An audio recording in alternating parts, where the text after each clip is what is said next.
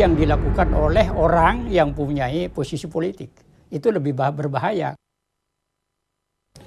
Pemirsa, saya yakin Anda sepakat dengan saya kalau saya menyebut nama keadilan dan menghubungkan dengan nama Hakim Agung Artidjo Alkostar, maka di benak kita sama-sama terlintas nama ini memberikan hukuman yang luar biasa untuk mereka yang dinyatakan bersalah, melakukan tindakan korupsi, narkoba, dan hal-hal yang dianggap buruk oleh hukum negara kita. Hal itu yang membuat kami merasa perlu untuk mengajak Anda mengenal lebih jauh tentang tokoh kita, Artidjo Alkostar, Hakim Agung. Pak Artidjo, terima kasih telah bersama kami pada saat ini. Terima kasih, Bung Edi. Pak Artidjo, pernah nggak berpikir bahwa Anda adalah orang yang disebut-sebut kejam, keras, bahkan pembenci orang yang disebut sebagai koruptor atau pelaku narkoba? Enggak, saya tidak pernah berpikir sedikit pun tentang hal itu. Jadi pekerjaan saya secara profesional ada menegakkan hukum ya, sesuai dengan ketentuan undang-undang, sesuai yang didakwakan oleh penuntut umum. Jadi hakim itu tidak mencari-cari perkara, ya, karena itu sudah dituntut ya, disidik oleh polisi, dituntut oleh jaksa, dibawa ke pengadilan, bahkan sudah melalui pengadilan tingkat pertama, kedua, baru ke Mahkamah Agung. Jadi saya menjalankan tugas profesional saya. Dan saya melakukan fungsi protektif dari hukum. Hukum itu harus memproteksi negara, kewibawaan negara, marwah negara. Itu ada di hukum pidana. Jadi bayangkan saja, Bung Indi, kalau orang seenaknya di Republik ini menyelundupkan narkoba atau mencuri uang rakyat, bisa dibayangkan di mana letak harga diri negara itu. Itulah yang harus ditegakkan. Kata tegakkan itu saya setuju dengan itu. Tapi ketika pengadilan tingkat pertama, tingkat kedua mengatakan hal yang X misalkan, tetapi pada tingkat paling tinggi, tingkat kasasi, Pak Artidjo ada di situ, seorang koruptor bisa dihabisi sama sekali, dalam tanda petik dihabisi, hukuman ditingkatkan 2 kali, dibuat habis uangnya sama sekali. Iya, begini, itu harus dilihat dari kasusnya. Biasanya tingkat pertama dan banding itu pasalnya pasal 3 umumnya, kalau korupsi ya. Pasal 3 umumnya itu minimum khususnya kan 1 tahun. Sedangkan pasal 2 itu minimum khususnya 4 tahun. Dan itu adalah meningkat sampai 20 tahun misalnya. Jadi dengan demikian, kalau ada perubahan di Mahkamah Agung itu, kalau saya majelisnya, itu bukan putusan saya, itu putusan majelis. Jadi salah satunya adalah Pak Artidjo tentunya. Salah satunya, iya. Biasanya saya ketua majelis. Jadi ada pertimbangan. Jadi putusan judek fakti, pengadilan negeri, pengadilan tinggi itu bisa dibatalkan dengan beberapa alasan. Satu adalah salah menerapkan hukum. Yang kedua adalah melampaui batas kewenangannya. Yang ketiga adalah kurang dalam pertimbangan hukumnya. Umumnya adalah pasal yang diterapkan itu berbeda. Nah, itu yang dalam korupsi ya. Apakah saya bisa mengartikan begini, kalau penerapan hukum pada tingkat kasasi itu lebih berat daripada tingkat pertama atau tingkat banding, itu berarti tingkat pertama dan banding itu salah menerapkan? Ada salahnya. Ada salahnya. Ya, salah. Hakim itu tidak kompeten berarti? Bukan tidak kompeten, bisa saja. Karena pilihannya itu, dakwaan itu kan jenisnya bermacam-macam. Jadi hakim itu pedomannya adalah memeriksa perkara berdasarkan surat dakwaan. Itu pedomannya. Dakwaannya itu bermacam-macam. Ya, ada dakwaan tunggal, subsidiaritas, ya, ada alternatif, ya, ada kumulatif, bermacam-macam. Jadi kalau Pak judek fakti pengadilan negeri, pengadilan tinggi itu salah, Mahkamah Agung berwenang untuk mengoreksi atau membatalkan putusan itu. Itu berarti Hakim Agung bermain seperti Tuhan? Oh tidak, sama sekali. Berdasarkan fakta. Pasal ya. Jadi pasal 2 dan pasal 3 itu, korupsi itu, kalau pasal 2 itu intinya, setiap orang yang melawan hukum, memperkaya diri sendiri, merugikan keuangan negara. Pasal 3, setiap orang yang menyalahgunakan kewenangan, menguntungkan diri sendiri, dan merugikan keuangan negara. Rumusan pasal ini itu ada kekaburan antara apa sih perbedaannya antara menyalahgunakan kewenangan dengan melawan hukum. menyalahgunakan orang mesti itu melawan hukum. Ya, betul. Ya, betul. Yang kedua itu perbedaannya hanya tipis ini.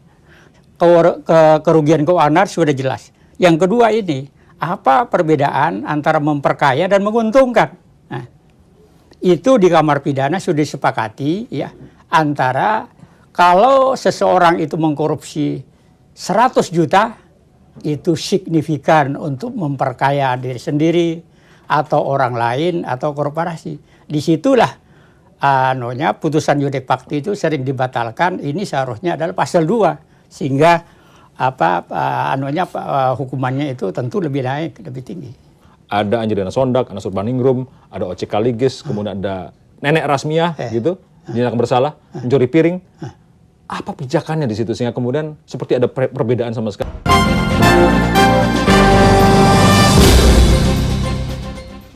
Pak, mohon maaf, saya harus masuk kepada kasus yang lebih spesifik. Ya. Contohnya Anas Urbaningrum, saya harus menyebut nama.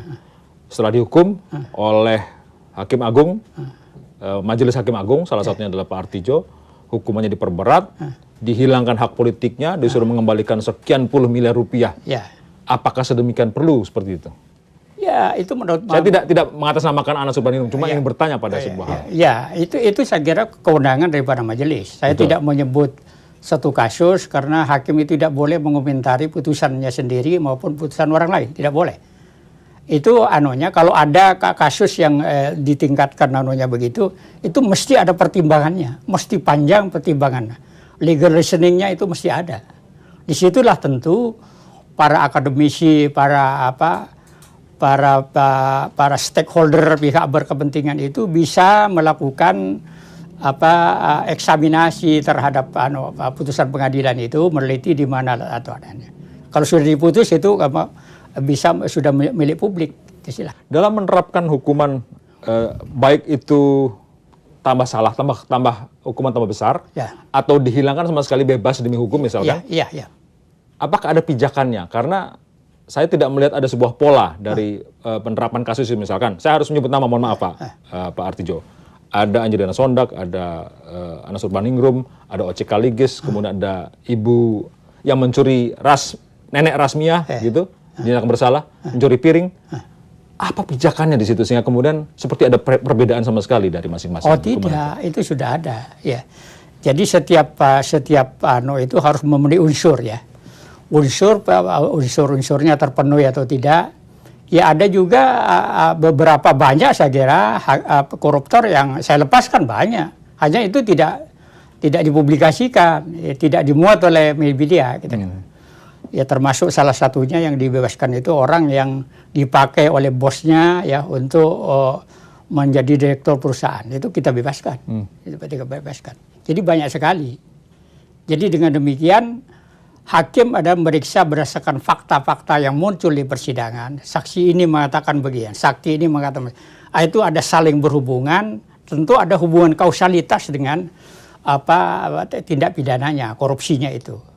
Jadi dengan demikian kalau itu terbukti ya terbukti, tentu itu dipertimbangkan kalau berat ringannya itu pasal 197 ayat 1 FKUHP mempertimbangkan, hakim wajib mempertimbangkan ya pasal yang menjadi dasar pemidanaan, ya, dasar daripada putusan dan keadaan yang memberatkan dan meringankan. Disitulah mungkin Bung Indi menanyakan apa ini pedomannya, parameternya. Iya, parameternya. Ya, parameternya ada. Itu adalah sifat berbahayanya di suatu perbuatan itu. Kata sifat berbahaya itu kan bisa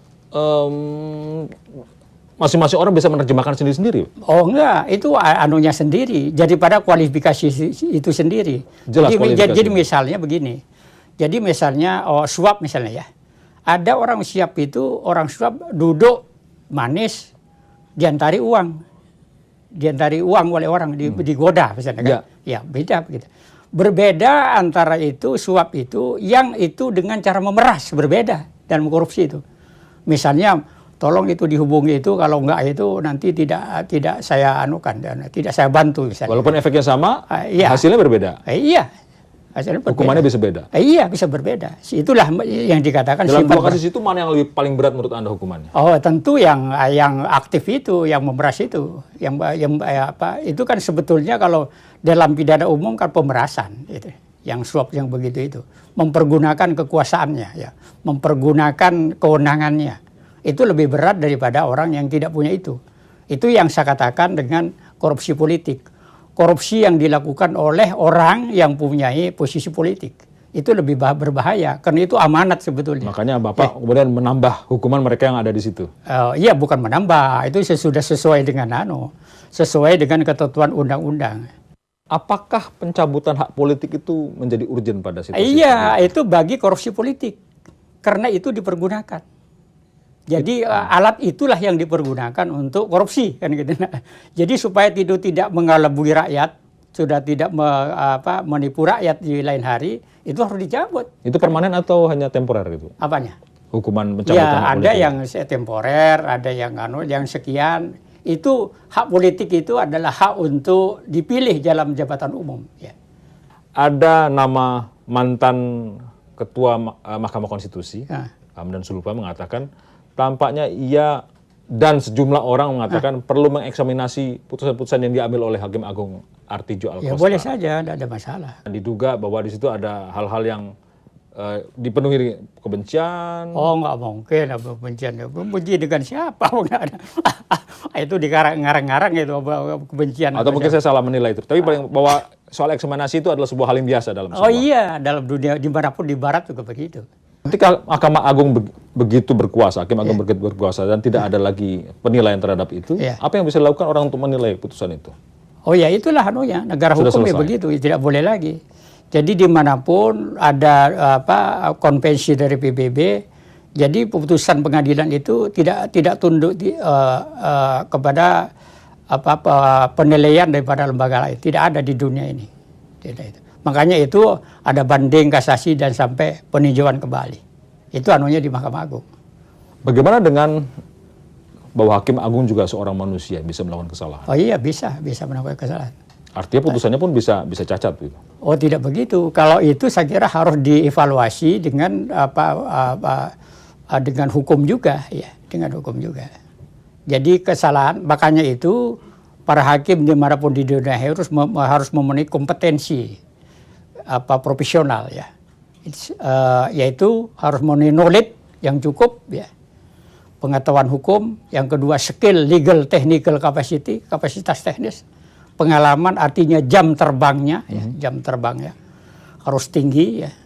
Yang ketiga adalah integritas moral integrity. Itu harus dipenuhi, ya. Pak Artidjo, ketika Anda berada di sini, banyak orang kagum dengan apa yang sudah diambil keputusan. Oh, saya kira nggak begitu tuh. Tapi paling tidak itu yang kami tangkap. Anda juga menyatakan bahwa inilah rumah keadilan bagi setiap orang yang ingin mencari keadilan. Ini adalah rumah yang menjamin itu. Iya, iya. Tapi faktanya di dalam rumah keadilan di Mahkamah Agung itu ada pihak-pihak yang menggunakan posisinya untuk ambil keuntungan diri sendiri. Iya, itu saya kira proses, ya. Setelah reformasi itu kan semua lembaga kan lalu ada kecolongan-kecolongan seperti itu di lembaga apapun lembaga negara ini kan. Di kementerian, ya, di lembaga, di bank, di apa saja, ya, lembaga perwakilan rakyat, di lembaga apa, di mahkamah apa, kan begitu kan.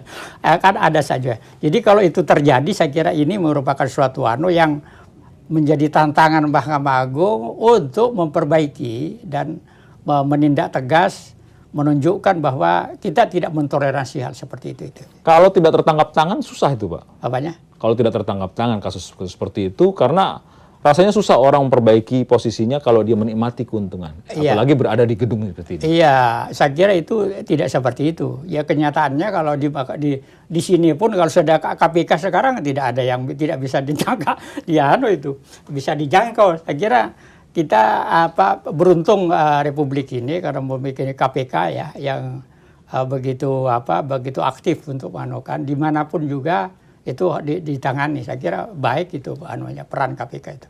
Anda juga mengurusi kasus Pak Harto saat itu. Benar sekali, Bung Endi. Perkaranya disidangkan di ruang ini. Di ruangan ini. Iya, di ruang ini.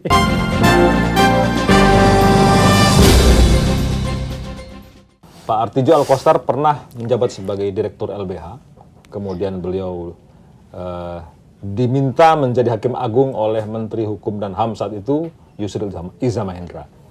Pak Artidjo, mengapa Anda mau menerima undangan untuk menjadi Hakim Agung? Ya, saya ingat betul itu waktu ditelepon oleh Pak Yusril sore-sore gitu ya.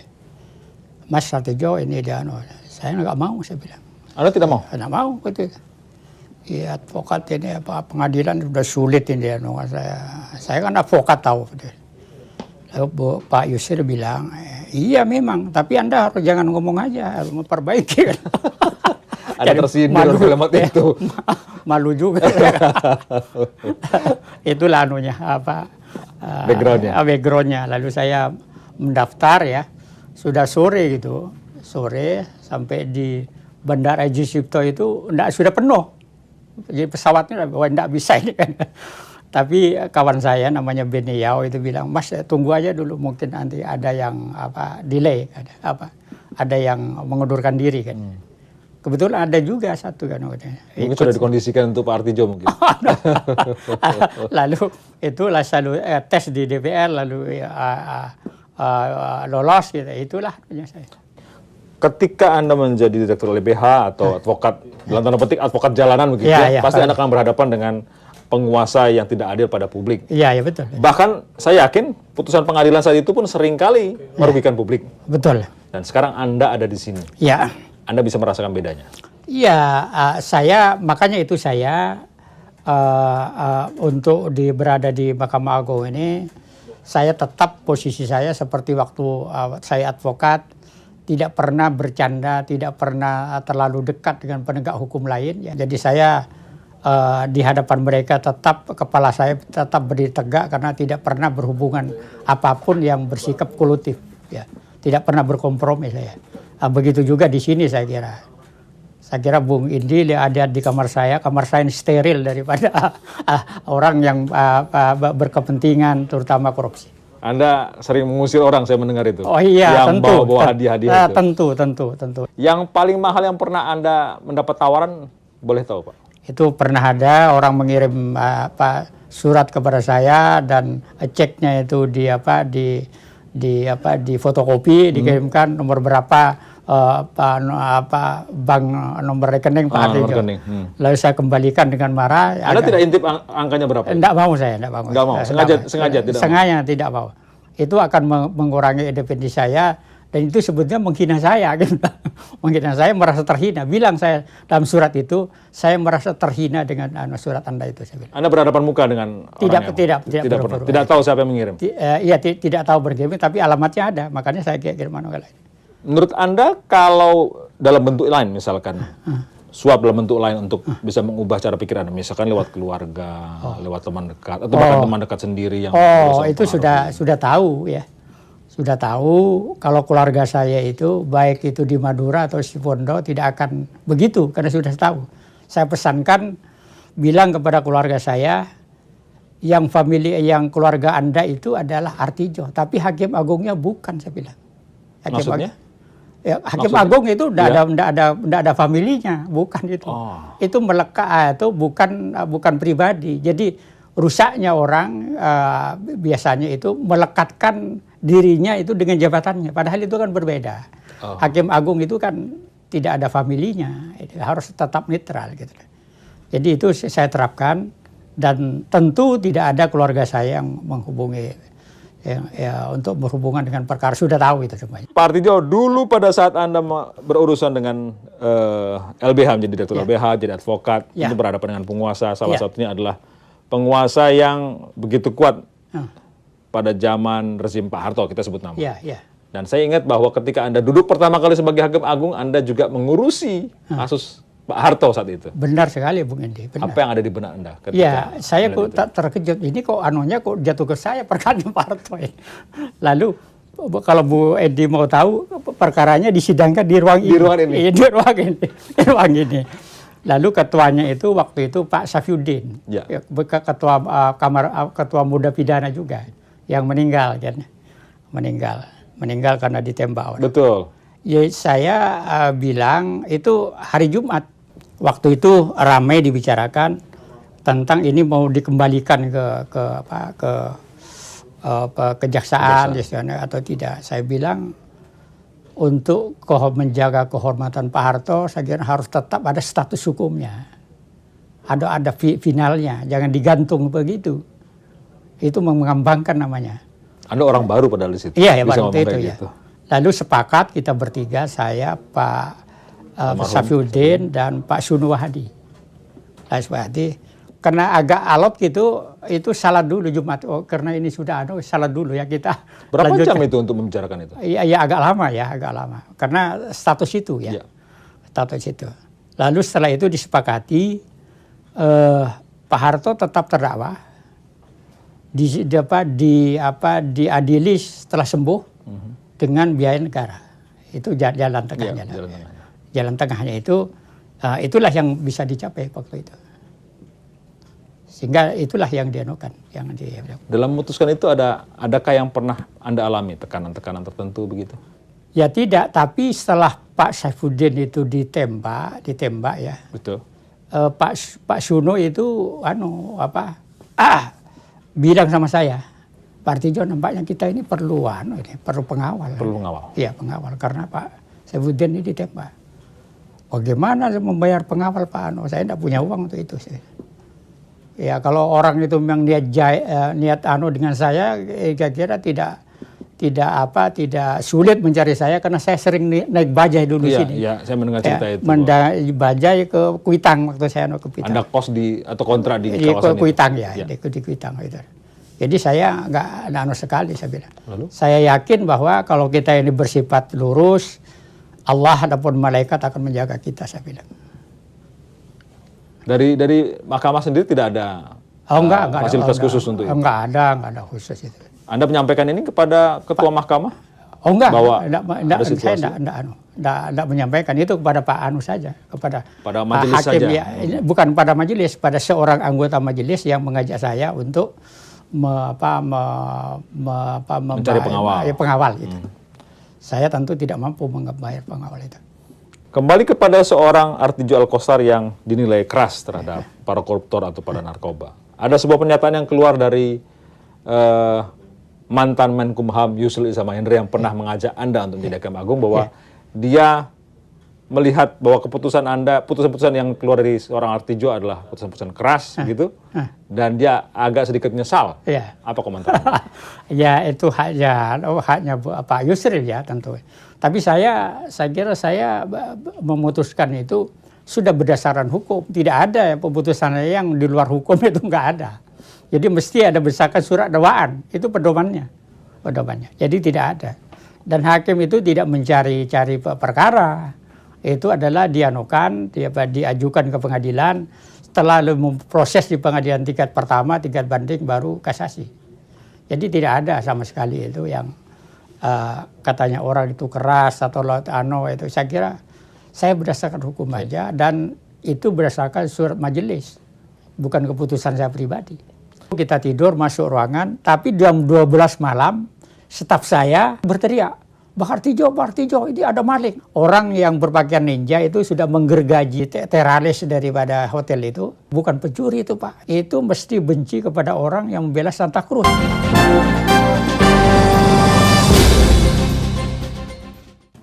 Pak Artijo Alkostar diundang untuk belajar HAM khusus di Amerika Serikat dan mendapat gelar LLM dari sana. Dan beliau juga pernah menjadi pengacara untuk kasus Santa Cruz di Timur Timur saat itu tahun 90-an. Khusus masalah Santa Cruz itu ada hubungan dengan HAM dan sampai ada film yang dibuat tentang kasus tersebut di Timur Timur itu. Bagaimana ceritanya sampai Anda terlibat dalam aktivitas saya itu? Waktu itu ditugaskan oleh YLBHI berhubungan dengan Ikadin, tidak keliru ya. Saya kira itu. Lalu pada waktu itu saya ikut 4 bulan saya di situ. 4 bulan di Timur Timur? Di Dili. Setelah di Dili itu 4 bulan, saya masih sering aja ketemu dengan klien saya itu. Klien saya siapa aja Pak? Klien saya itu misalnya Filomeno, Jacinto Alves, Banyak, saya ingat betul. Ini saya masih ingat. Masih berhubungan dengan sampai sekarang? Ada sebagian ini sudah ada jadi pejabat di sana, ya, betul ya, sekarang. pejabat di situ. Jadi setelah itu selesai, itu masih ada aja masalah. Misalnya pada waktu itu yang dipidana ini, klien saya ini lalu hilang. Hilang maksudnya? Hilang, tidak diketemukan di situ. Setelah saya cari-cari lalu nampaknya dia dipindahkan ke lembaga pemasyarakatan Kedung Pani di Semarang. Siapa pelakunya? Oh enggak, Yang pokoknya maksud saya menghilangkan itu iya, yang kemudian memindahkan. iya, menurut kita hilang karena kita tidak beritahu kan keluarganya. Lalu saya cari nampaknya di situ, ya ketemu di situ, dan saya kesulitan untuk masuk. Pada waktu itu kebetulan Dirjen Pemasyarakatnya Pak Lopa, Bahrudin Lopa. Iya, saya beritahu Pak Lopa, saya ini yang enggak apa-apa, nanti saya hubungi. Saya dipertemukan dengan Kepala LP Kedung Pani itu, langsung bisa masuk di situ. Nah, nampaknya klien saya itu Pak Francisco Miranda Barranco, ya, Filomeno de Pereira, ya, dan De Jesus Martin. Ketiga orang itu ada di situ. Saya ketemu, wah ini kok ada di sini? Iya. Nampaknya itu ada dia mengerjakan kerajinan lah di situ. Tapi, tujuannya apa dipindahkan dari? Ya itu masalahnya kita tidak tahu pada waktu itu pemerintah sangat sekali, ya, sangat represif sekali, ya. Jadi dengan demikian saya baru tahu bahwa ini adalah ada di Kedung Pani gitu. Jadi pada saat Anda menangani itu sempat mengalami hal-hal negatif? Iya, setelah itu saya kembali waktu itu saya pernah datang lagi, ya, setelah membela setelah 4 bulan itu, ya. 4 bulan itu datang lagi ke situ untuk bertemu. Lalu saya datang ke 3 orang saya. Staf saya namanya Najib Gismar, ya. Staf di kantor saya, kantor advokat saya. Lalu Herbin Syahaan. Ya. Lalu pada malam hari itu kita mendaftar di hotel. Lalu Herbin itu bilang, Pak Artijo, ini siapa ini KTP-nya harus dimasukkan. Saya bilang, ya kamu aja Herbin, kan sama saja kan. Iya Pak, kan dibatal ada Herbin. Setelah itu kita tidur masuk ruangan, tapi jam 12 malam staf saya yang namanya Najib Gismar itu berteriak, Pak Artijo, ini ada maling katanya. Ada maling ini katanya. Lalu dia ngambil kaki kursi itu dilemparkan ke karena itu ini sudah ada orang yang berpakaian ninja itu sudah menggergaji teralis daripada hotel itu mau masuk.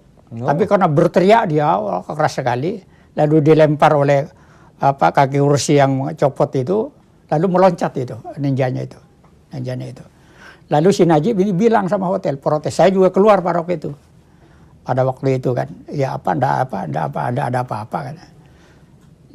Lalu si Najib ini bilang sama hotel, ini Dili ini tidak aman nih, dikatakan. Oh enggak ada Pak, Dili ini aman Pak.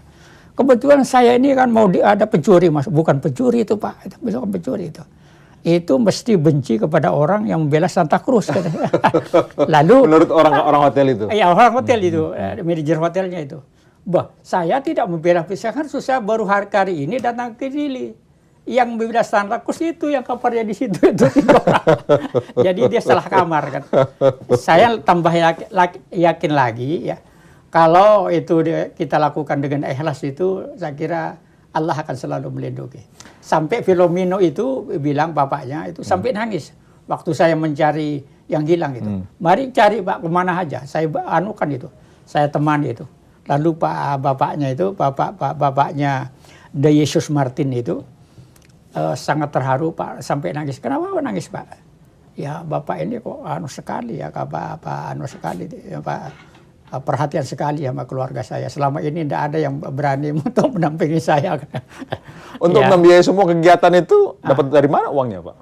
Waktu itu dari YLBHI dan Ikadin. Jadi ada dana untuk itu. Karena saya yakin sekarang ini informasi yang kami terima, Pak Artijo itu nggak punya mobil, rumahnya susah, bahkan ke sini itu rumah ngontrak. Iya, waktu itu ya. Iya, waktu itu dari Kadin ya. Dari ya, Kadin. ya, dari Kadin. Semua aktivitas dibiayai oleh dari Kadin, terutama dari YLBHI sebetulnya ya. Dari YLBHI. Yang betul itu Pak Artijo ini punya duit apa enggak sih? Karena informasinya Pak Artijo itu punya uang 5 miliar. Di mana itu? Pernah saya dihubungi itu, Pak, dimasukkan di satu majalah, tidak sebut-sebutkan masalahnya. Waktu itu saya ingat betul bapaknya siapa itu yang saya kenal betul itu. Bapak itu. Waktu dia di kantor kepresidenan itu. Ya betul. Ini salah ini Pak. Sampai ada 5 miliar. Di mana ini? Ya mungkin dia salah catat. Bah, jangan begitu saya bilang. Ini keluarga saya di Madura ini banyak minta sumbangan. Ini jangan begitu Pak, jangan bercanda. Disangkanya saya dari mana. Jadi orang terkejut juga. Lalu saya juga dicandai juga oleh pimpinan waktu itu. Pak Bakir juga begitu. Di mana kok lebih tinggi daripada hakim agung yang senior yang lain. Oh, ini dari mana ini ngaco-ngaco. Katanya setelah di situ ya keliru itu catatan Pak, ya jangan gitu. Lalu saya revisi, beri tanggapan jawaban juga di majalah itulah. Tidak ingin terdengar seperti membela seorang terdakwa, seorang narapidana. Tapi ketika ada seorang narapidana kemudian di tangan hakim agung hukuman ditambah, kemudian dimiskinkan, sementara dia sebagai anggota keluarga juga memiliki tanggungan seperti keluarga, suami, istri atau anak-anak. Bagaimana pertimbangannya? Iya, itu adalah hak asasi daripada dia sendiri. Tapi itu merupakan konsekuensi yuridis daripada perbuatannya dia. Jadi pidana itu tidak akan jadi kalau dia tidak melakukan perbuatan itu, kan gitu. Itu kan dia akan membutakan diri daripada nasib rakyat ya yang masih serba kekurangan. Itu adalah uang negara yang diambil gitulah. Dia mempergunakan fasilitasnya yang seharusnya diamanah untuk melaksanakan, untuk memakmurkan rakyat, tapi dia justru memperkaya diri sendiri. Itu saya kira yang harus dipahami ya. Karena kejahatan-kejahatan luar biasa itu dampaknya luar biasa, dan tidak ada dalam sejarah perjalanan negara itu negara yang kuat kalau sudah korupsinya itu berurat berakar. Tidak ada. Itu biasanya remuk itu negara itu. Tapi walaupun demikian kita belum beranjak ke posisi yang lebih tinggi untuk indeks korupsi. Walaupun hukuman di situ ada Pak Artijo yang begitu keras, ada hakim agung yang terlihat integritasnya tinggi. Kalau menghukum para koruptor itu sampai luar biasa, enggak juga lebih baik gitu. Iya, itu saya kira proses ya. Karena korupsi itu kan kualifikasinya korupsi yang extraordinary crime. Itu kualifikasinya sistemik dan meluas. Sistemik itu artinya ada dalam sistem. Sistem politik di negara kita ini ya, untuk menjadi pejabat, untuk menjadi gubernur, bupati, itu kan biayanya tinggi, mahal gitu. Itu saya kira juga menjadi pemicu mengapa banyak di Republik ini juga korupsi yang berkualifikasi korupsi politik. Itulah yang menjadikan korupsi di negara kita itu menjadi kejahatan yang luar biasa. Sebenarnya kalau di luar negeri kan banyak korupsi itu tidak dikualifikasikan sebagai extraordinary crime, tidak. Karena itu tidak sistemik, ya, tidak masuk dalam sistem, ya, gitu. Dan tidak meluas. Gitu. Pak Artijo pada dengar nggak bahwa kalau mereka yang kena kasus korupsi, kemudian ingin kasasi, setelah masuk didaftarkan di Mahkamah Agung, tahu majelis hakimnya ada Pak Artijo, mereka mencabut itu. Ya banyak. Banyak itu. Banyak ya? Ya, banyak. Banyak itu. Yang ngirim surat juga supaya tidak ditangani saya kan juga ada. Tapi itu kan tidak boleh begitu-begitu. Ya, boleh. Jadi hakim itu memang menerima konsekuensi bahwa dia ini harus lebih asosial, pergaulannya terbatas, karena itu akan mengundang kecurigaan bagi publik.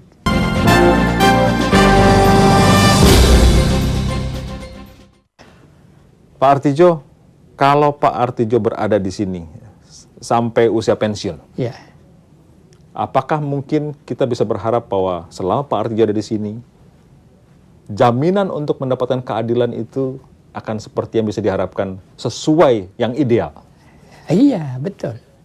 Jadi Mahkamah Agung ini kan rumah keadilan ya, keadilan bagi secara keseluruhan, keadilan yang kolektif ya, keadilan negara, keadilan sosial, keadilan pemerataan ekonomi ya, keadilan untuk diperlakukan hal yang sama ya, keadilan untuk mendapatkan sanksi merupakan konsekuensi dari perbuatannya yang menyengsarakan rakyat ya, yang memiskinkan rakyat.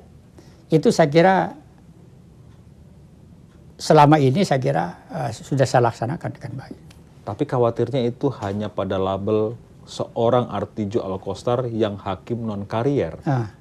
Jangan-jangan ini hanya berlaku pada yang non karier, bukan yang hakim karier. Tidak. Saya tidak ingin menuduh pada hakim karier. Tidak sama sekali. Semuanya sama ya. Semuanya profesional di sini. Jadi saya menganggap bahwa semua kolega saya di Mahkamah Agung ini baik semuanya, bersih semuanya, dan itu saya kira tidak ada bukti bahwa itu melakukan penyelewengan. Kalau informasi yang kami terima bahwa Anda pernah digugat oleh kolega Anda karena Anda dari hakim non karier bisa mempengaruhi sistem. Saya tidak bisa menunjukkan, tapi bahwa saya pernah mendengar itu. Apa komentar Anda? Ya, itu haknya saja. Tapi saya kira itu gugatannya itu bukan pribadi saya. Tapi itu saya kira gugatannya itu tentang perlakuan yang sama. Iya, gitu. non karier dan karier. Ya, karirnya itu. Saya kira itu upaya, saya kira sebagai sebuah upaya hukum untuk persamaan, saya kira itu. Saya kira itu. Bagi Anda perlu dilestarikan, hakim non karier juga bisa menjadi hakim agung. Iya, dimanapun di negara di dunia ini selalu ada hakim yang non karir. Tapi saya bukan non karir, sebetulnya karir saya sudah advokat kan. Ya. Maksud saya tidak dari seorang hakim yang paling bawah, hakim pengadilan negeri, hakim tinggi. Iya, tapi karir saya kan karir advokat gitu. Jadi dimanapun juga, di Cina, ya, di Jerman, di Belanda, ada hakim non karir itu. Karena itu akan saling melengkapi antara orang yang generalis dan spesialis. Ya. Kalau umumnya yang dari non karir itu kan generalisnya, pemahaman yang luas gitu. Itu saja. Pak, menjadi seorang hakim tentu saja sebuah tugas yang seperti seorang pertapa, penyendiri, jauh dengan lingkungan. Sementara pada saat Anda menjadi akademisi, Anda bisa berhadapan dengan mahasiswa, dengan sosial yang jauh lebih luas. Betul. Dua hal yang di kutub yang berbeda sama sekali. Mana beda sebetulnya? Iya, benar. Jadi saya kalau advokat dulu kan sering setiap orang kenal lalu saya menyodorkan kartu nama gitu. Ini saya advokat ini gitu. Sekarang nggak boleh lagi. Jadi hakim itu memang harus menerima konsekuensi bahwa dia ini harus lebih asosial, tidak terlalu banyak bergaul, pergaulannya terbatas, karena itu akan mengundang kecurigaan bagi publik. Jadi misalnya kalau saya seenaknya makan di restoran dengan orang yang profesinya lain ya berusia kasus, tentu masyarakat berhak untuk mencurigai saya kan gitu. Jadi saya berusaha untuk tidak memberi peluang orang yang berbuat baik dengan saya ya, membantu ini. Kalau sepanjang itu adalah saya tangani. Tiba-tiba terlintas di benak saya sekarang ini. Seorang Artidjo Alkostar itu mencari perkara atau perkara yang mencari dia. Maksud saya begini, karena Pak Artidjo di kamar pidana, maka Anda justru mencari mana kasus pidana, ini saya tangani. Apalagi kasus itu yang high profile begitu. Atau perkara yang mencari Anda? Oh, tidak begitu. Bagaimana caranya? Prosedurnya itu yang benar. Pak Ketua itu itu kan kewenangan prerogatif dari para Pak Ketua. Pak Ketua. Lalu Pak Ketua itu mendistribusikan kepada setiap ketua kamar. Ini distribusikan. Itu secara umum, misalnya 100, 200 misalnya kan. Ada ada daftarnya itu. Saya mendengar bahwa persoalan serius di Mahkamah Agung adalah menumpuknya perkara, kasus. Sekarang tidak lagi. Oh ya? Iya, sekarang bagaimana ceritanya? Isunya tidak lagi. Sekarang karena sistem kamar ya, ini kalau Bung Indi tahu, Presiden juga menyebut bahwa pada tahun 2015 Mahkamah Agung adalah menyelesaikan perkara yang paling banyak sejak berdirinya Mahkamah Agung. Oh. Iya. Jadi tunggakan Saya perkara gagal itu mendapatkan tinggal 3 ribuan sekian itu. Mungkin tahun ini juga mau laporan tahunan bulan depan ya, awal tahun depan ini itu lebih menurun lagi karena itu ada dengan sistem kamar. Apakah mungkin sampai nanti kalau misalnya Pak Artidjo pensiun, publik akan masih melihat seorang Artidjo akan keras terhadap koruptor dan narkoba? Itu tidak. Saya kalau sudah pensiun ya tentu saya bersikap sebagai orang pensiun saja. Jadi saya akan pulang kampung, akan memelihara kambing di kampung, itu aja. Tidak ada pikiran-pikiran yang lain lagi. Pak Artidjo Alkostar, terima kasihlah memberikan waktu untuk kami. Terima kasih atas kedatangannya Bu Idi di Mahkamah Agung. Sukses, saudara. Kita foto bersama dulu, Bang.